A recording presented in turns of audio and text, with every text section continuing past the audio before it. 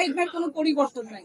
কাজ করে দিচ্ছি কারণ ওরকম কাজ আমার কাছে আসে না যেটা আমি আসলে করতে চাই। তো সহজ উত্তর। না আমি উপস্থাপনা করছি না। অনেকদিনই করছি না। আমার মনে হয় না আমি হওয়াটা সম্ভব।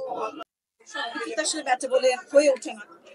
কিন্তু এই ছবিটা আসলে এমন একটা ছবি, এটা আসলে ওই যে লোভ সংবরণ করা আমাদের মধ্যে ডিফিকাল্ট।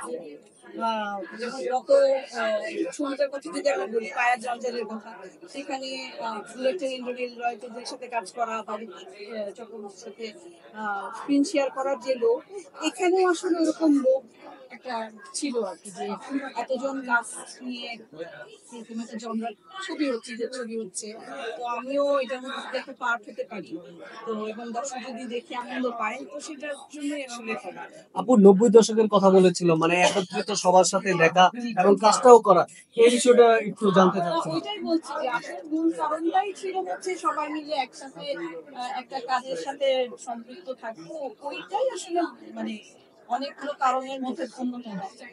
এই ওয়েব সিরিজ যে মানে ছবিতেই আসবে, কিন্তু হচ্ছে জানতে চাচ্ছিলাম যে আপনার চরিত্রটার বিষয়ে। আমি বুঝতি এর বাইরে আসলে আর কিছু বলতে পারছি না। আপনি বাস্তবে ভূত দেখেছিলেন কিনা যদি একটু জানতে চাই।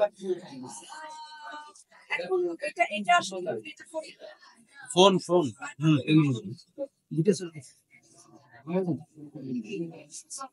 অনেক ভূত দেখি আমি। মানে অনেকে বলে যে ভূত দেখে ভয় পাইছে, আসলে এরকম কোনো বিষয় থাকে না।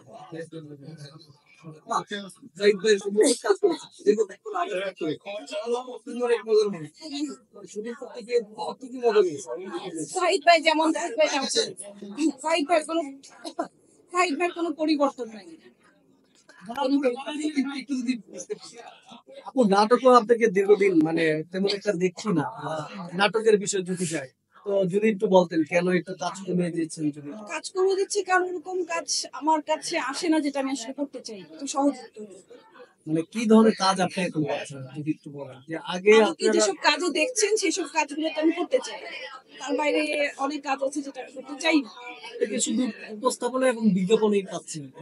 না আমি উপস্থাপনা করছি না, অনেকদিনই করছি না। আমার মনে হয় না আমি হওয়াটা সম্ভব।